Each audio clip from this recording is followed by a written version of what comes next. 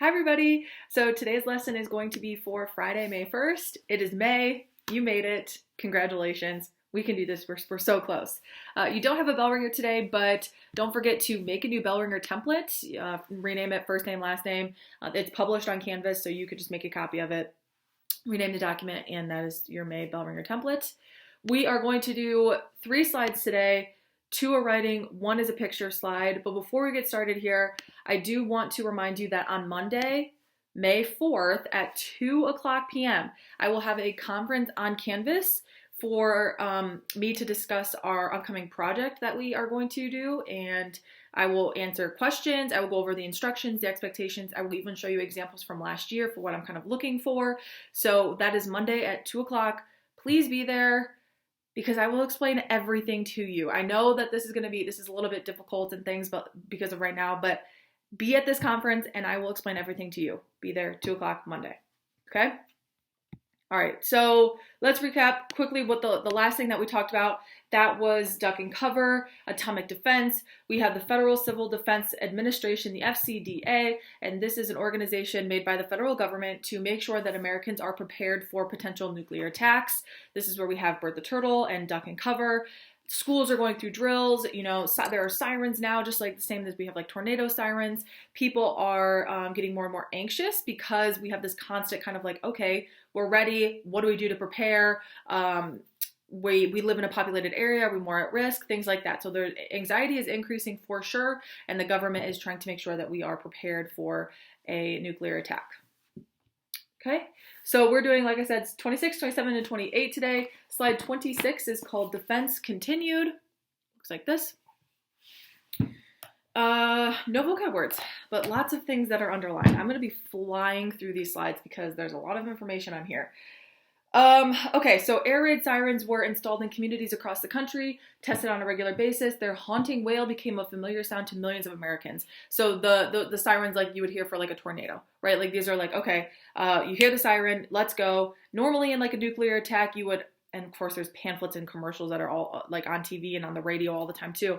You would hear the siren, but sometimes if you knew that an attack was like imminent, like it was right there, it was already happening, you would see a flash of light. Like that's how you know that a nuclear bomb has just been, set off, because there is a flash. So you'd have sirens and they'd be tested all the time, so people would get ready to go to their bomb shelter, which we'll talk about, or they would go to the closest public shelter, which we talked about, maybe like a YMCA or like a university, or a public high school gym or something like that. Like that would be your shelter. Women played a key role in the FCDA civil defense program. They were seen as the keepers of the family and the guardians of the home. This is not new for women. They have always been seen like this, in American culture at least, because in other cultures, especially, African tribes and even Native American tribes, women are seen as like the actual leaders. Like they would be the leaders of the government that they would have in their tribes. But in American culture, women are seen as the keepers of the home. So during this time, everyone is very scared. Well, it's the women's job to make sure that they're prepared, like making up the bins to go and keep in like your stockpile of food and water and things, and putting that in your shelter if you could afford one. The FCDA began staging tests of the nation's civil defense program in 1955. Operation Alert explored possible effects of a nuclear attack on major urban areas. So we even think about this today when we have certain countries, most recently North Korea, testing nuclear weapons. Okay, well, we live in Galion, Ohio. Is this a city that's going to be attacked by another country? Not necessarily, but maybe Columbus is, right? Or DC. Like we would still get affected by those or New York. We would still feel the impact of that because we are close to them. So the FCDA was performing something called Operation Alert, which was, what if we were attacked and how do we be prepared for that?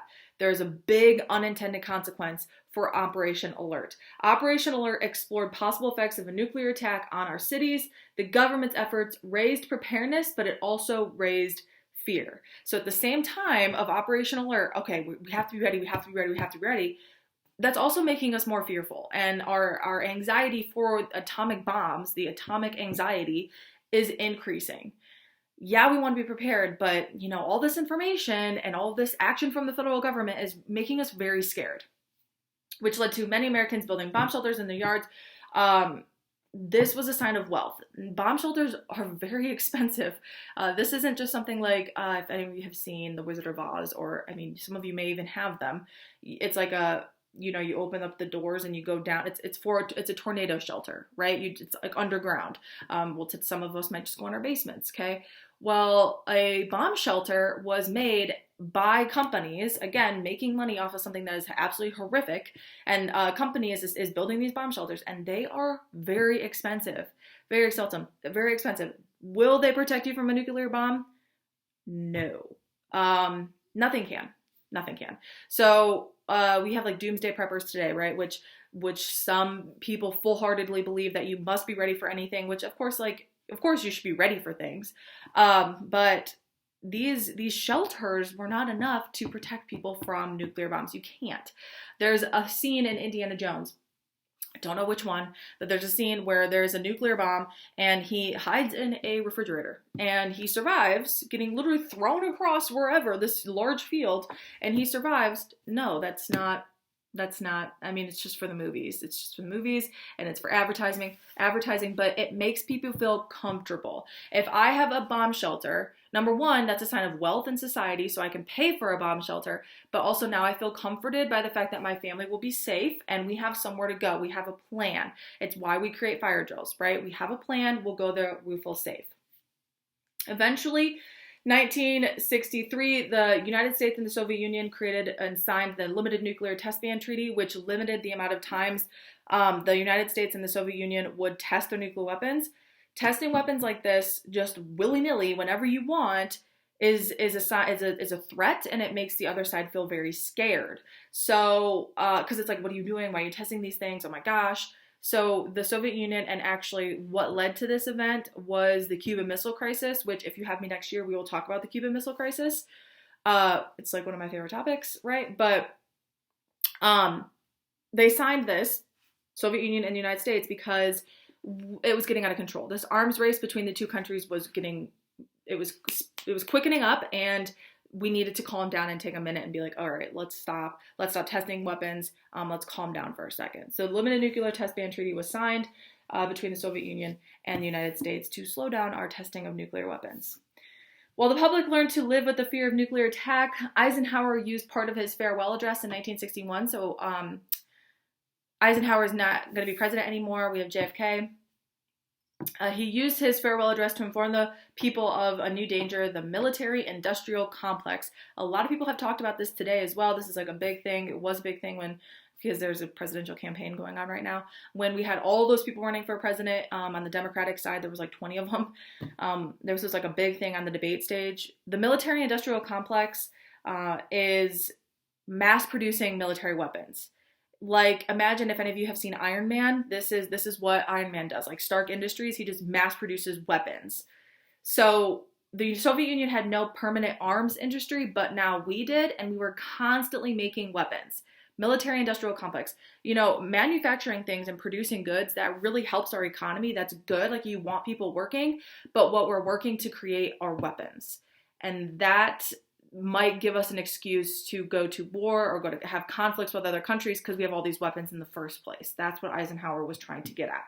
He said the potential for the disastrous rise of misplaced power exists and will persist. We have all this power. We have all these weapons. We're ready to go.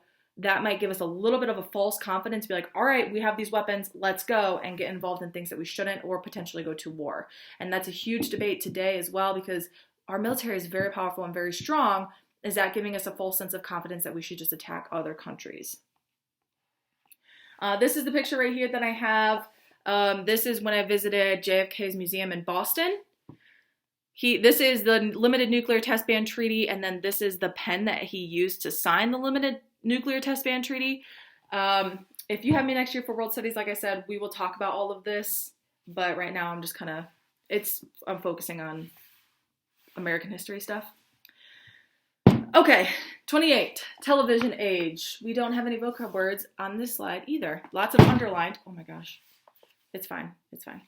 Lots of underlined stuff. So television was a distraction for most, but most importantly, it showed people how they should live to prove they aren't communists. So we have kind of escapism again. That was the same thing that we experienced after World War II after World War I during the Roaring '20s. We're using television to distract ourselves, but also the programs that are on TV are showing to us how we need to live our life as a normal, average, everyday American citizen, that no one will ever question whether you're a communist or not. So TV technology existed for a number of years, and scientists had been working on it since the 1920s, but by the end of World War II, television was ready for home use. Leaders like politicians and government officials are going to use television to influence us. We see this today all the time. Like some of you, I know you've seen those campaign ads. Some of you are getting, like me, I've gotten campaign ads on my phone, like commercials on YouTube. They're everywhere. This is how government officials contact us, and this is how they influence us, and the commercial is going to be born during the 1950s. So television altered the career of Joe McCarthy by giving the public the chance to see his disgraceful bullying behavior, and again, we see that today. Some of the campaign ads that we've seen in the past and even today are really negative, and it's uncomfortable to watch, and I me personally don't like seeing our leaders who are supposed to be, you know, in charge of us and making laws for us. You know, they're supposed to care for us and help us, and they're the ones like bashing their enemy on TV. It's uncomfortable. Advertisers were another group that quickly recognized the promise of television. They would pay for 1 to 2 minute segments during television shows, because now we're going to have the creation of television shows that people can just watch. So the commercial is born. This television is a huge tool to influence us and how we behave. We don't even know that it's influencing us today. You can watch a show and start to act like that person or believe the things that that person believes. We have no idea that it's happening. I'm not saying it's good. I'm not saying it's bad. I have no idea, but it happens to us, and we don't even know that it's happening. It's always happened since TVs have been in the home. It has been used to influence us and how we behave. So shows like I Love Lucy and Leave It to Beaver, they showed the standard American family, this nuclear family, which we are going to talk about the nuclear family, actually. Yeah, this nuclear family idea of like, okay, we're living in the atomic age, the threat of nuclear war. How should we live our life? You know, we don't want to be seen as a communist by anyone else. We don't want anyone to question us. What should life look like for us? You know, this is the nuclear family is mom, dad, 2.5 kids, and a dog. White picket fence, right? This perfect idea of a family, which doesn't exist. Like, families are different everywhere. But this whole fake thing of like, okay, this is what I see on TV. This is how I must act. And people tried and people wanted that. And now we have, you know, people living in the suburbs and stuff. If you have seen Greece, they have like that dance, like when I think it's their high school dance or something like that, like the bandstand, right? It would just be television shows of like bands playing music and teenagers dancing, and that's what it was. Like, this is like, okay, this is how kids are supposed to behave. We have TV shows that are clearly labeling the bad guy as a bad guy because we don't want kids to get the wrong message. Like, okay, you know this is the bad guy, so don't act like the bad guy, act like the good guy. We don't want kids to get the wrong message. The same thing is going to happen with like comic books, right? Like, oh man, kids are acting like this because they're reading too many comic books. We experience this today. Kids are acting like this because they're playing too many video games and those video games are too violent, right? That has always been a thing. The platform has just changed. It's been television, it's been comic books, and now it's video games, right? Like, this is the bad guy, don't act like that. We need to make sure our kids are acting like good kids. And television also served as a warning. There's shows like The Twilight Zone, which is on Netflix. If you have me next year, we're gonna watch episodes for sure. This year we were going to, but because of the circumstances, we're not. It's on Netflix. The old Twilight Zone. The old Twilight Zone. They revamped it, but this one's in black and white. It's my favorite TV series ever. It's a warning. You know, like if we act a certain way, or you know, we have this threat of nuclear war, we can't continue down this path because we will suffer in the end. So television served two purposes: how you should act as a family, as a teenager, as an adult, as a wife, as a husband, as a child. And then it also served as a warning saying, if we continue acting like this, if our government continues to act this recklessly and have this arms race with the Soviet Union, we will get hurt. And we need to focus up and not continue down this path. Make a summary for those slides. I know I flew through them. I'm sorry. Go to the conference next week on Monday for our project. It's at 2 o'clock. Monday, 2 o'clock. Be there. Bye, guys.